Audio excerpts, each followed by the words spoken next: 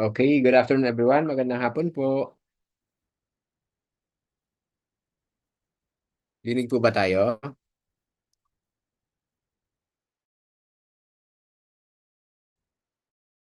Okay, thank you. May mga nag-hard react po. Ano. So, again, ang unang activity muna natin ngayon ay ang mag-check po ng, ng assignment natin.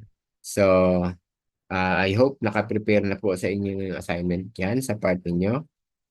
And here are the answers po. Ano. So, kayo na rin mag-check ng inyong papel dyan sa inyo. Okay, let me share my screen. There are 4 numbers po tayong binigay. Saan ka na? Wait, hindi ko na mahanap. Kasi naka-open na yun kanina eh.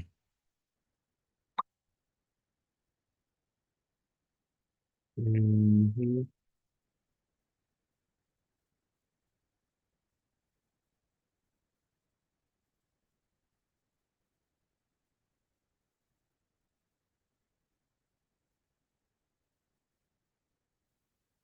Okay, I hope you can see it now. Thank you.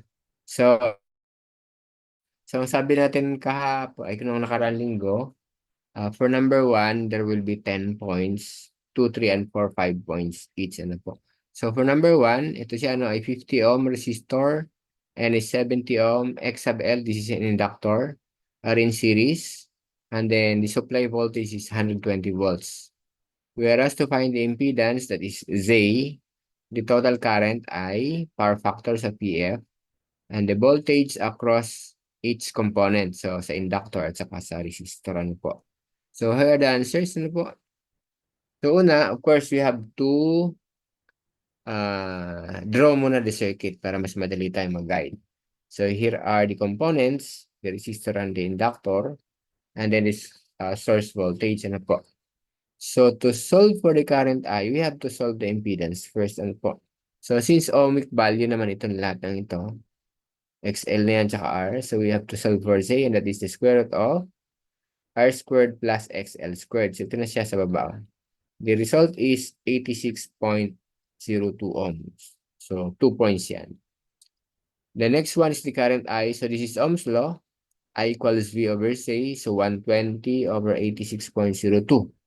The result is 1.40 amperes. Ano po? So, 2 points also for that. Then the power factor, series po yan. So, R over Z. R is 50. Z is 86.02. We have 0.58 lagging. Ano po? Kung 0.58 lang, pagbigyan niya na. Sir, pwedeng hindi naka-round off. Mas okay kung hindi naka-round off kasi mas accurate nga yan. Ano? Doon sa nag-chat. Okay?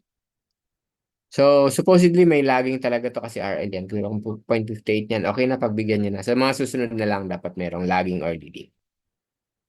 Next tayo, voltage drop at R. So, Ohm's law, I times R. Ano po? I is 1.4, R is 50, so we have 70 volts. And voltage drop at L, so I times XL, 1.4 times 70. We have 98 volts. Ano po? So, 10 points lahat yan for number 1.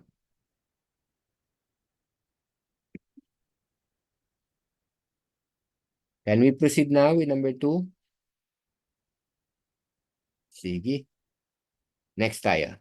So for number 2, ito siya ay 50 ohm resistor is in parallel with 30 ohm XL with 500 volts. Ito yung supply niya. Find the total current, the power factor of the circuit, and the total impedance. Ano po? Okay. So, dito, pwede nyo isolve yung current individually. Ano po? So, dito, plus dito, kaya lang, hindi yan i-add basta-basta ng diretso, no? Hindi ka mukha doon sa DC na i-add natin basta-basta.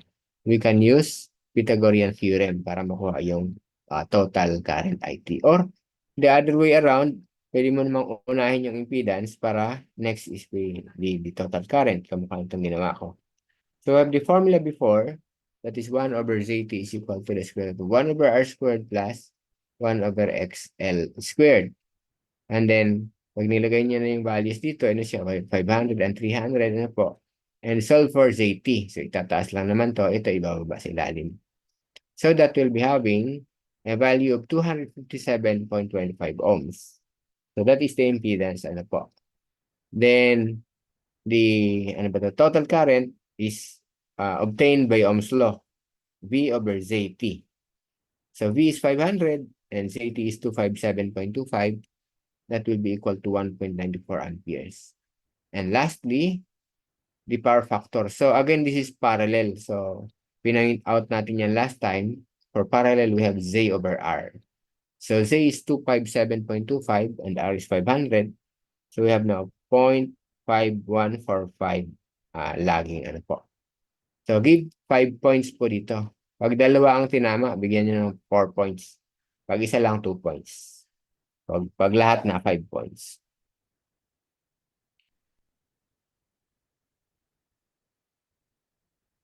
Okay, can we proceed na po?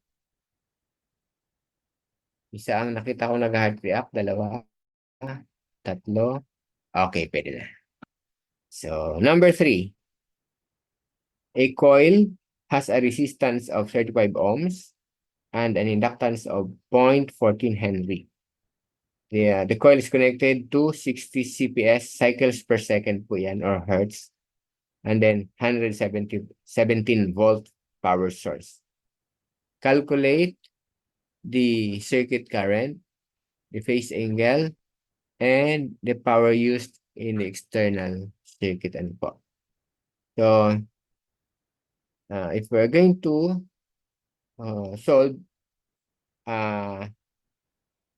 we have here the circuit diagram muna. And here is R, here is L. So, meron namang frequency na given, we may solve for X. Ano po, by formula 2 pi FL. So, we have 2 pi times 60, and then 0.14 Henry. We will be having 52.78 ohms. So, to solve for Z, we have the square root of 35 squared plus 52.78 squared. And then 63.33 ohms. This is now your impedance A.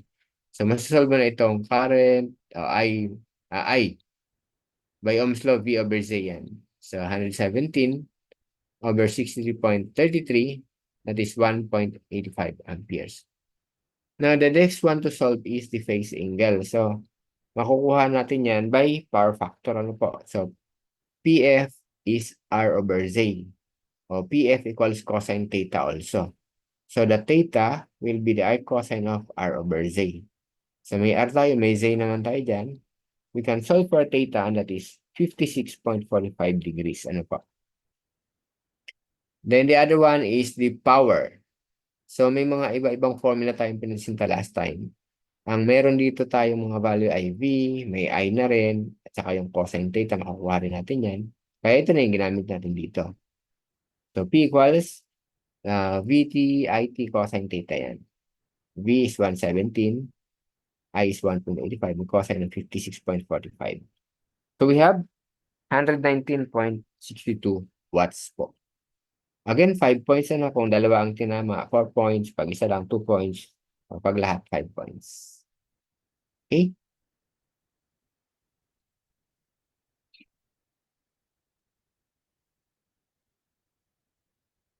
Pwede na mag-proceed.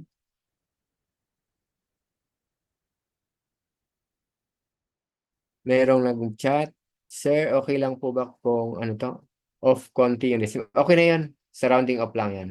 No problem dun sa nag-chat. Okay? Okay na po yun. Sige, next tayo. May mga nag-heart react na. So, this is the last number.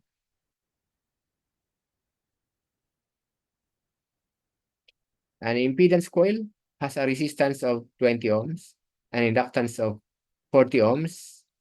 Then, ang tanong niya, for what value of series resistance with overall power factor of the circuit be 0.6.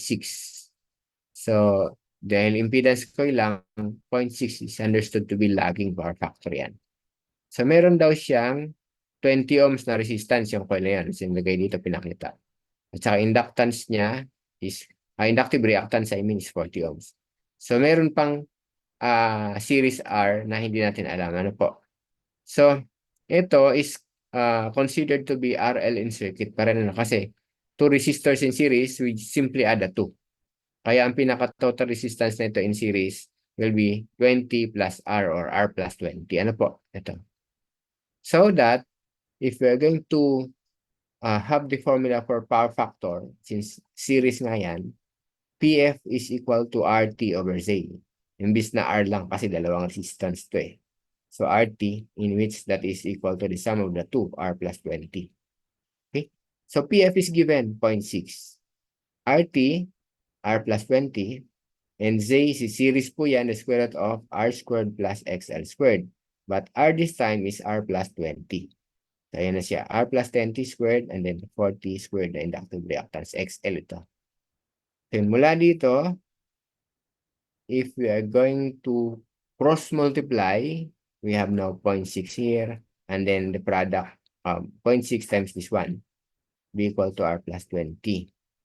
Then, to eliminate the square root, we may take the square of both sides. So, 0.6 square is 0.36. Itong square root of squared of square root, matatanggal na yung square root sign tsaka squared. Ito, may square, yung R plus 20. Ito na po.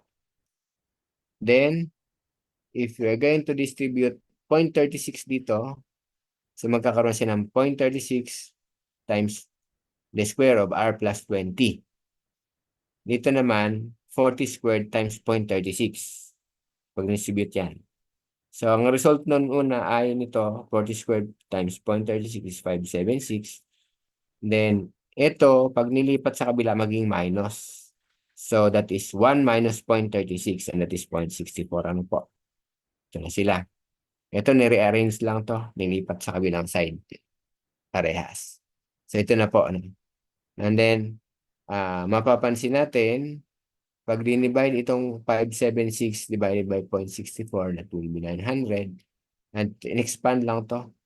R squared plus 2 times R times 20 times 20 squared. Ano po? So, this R squared plus 40R plus 400 equals 900.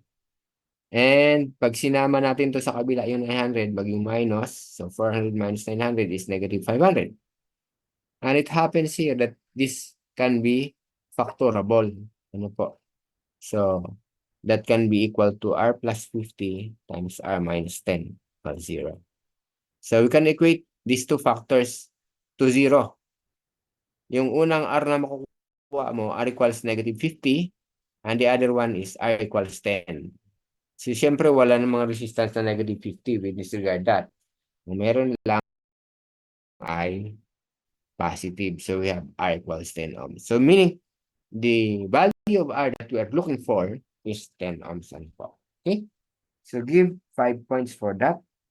For a total of 25 lahat ito.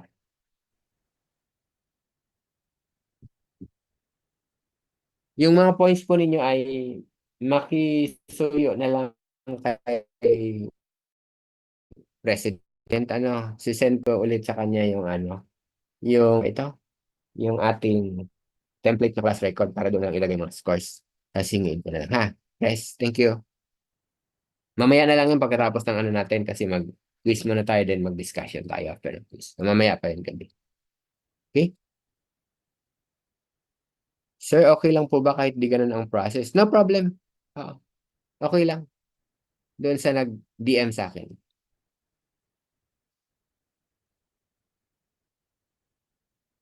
Okay po. So, I guess okay na tayo dito, ano? So, stop share ko muna ito. And then, kuha muna ako ng print screen natin kasi marami na tayo. Kahit wag na kayo mag-open.